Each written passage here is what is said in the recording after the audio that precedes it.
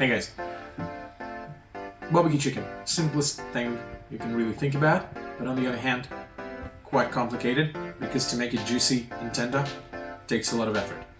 So this chicken was brined for 24 hours using the Mystic Gully chicken brine. That's a new thing that I decided to try. I haven't tried it before, we'll see how it goes.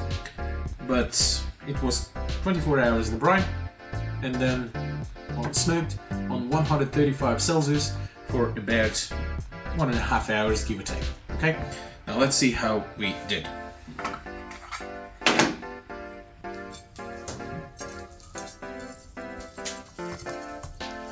Just look at this.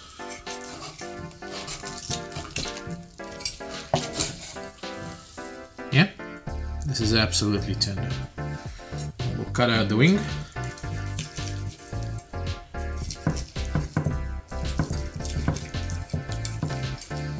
Yeah, just look at all these juices.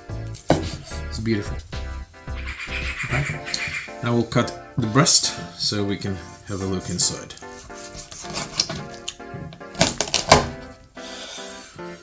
Just check this out.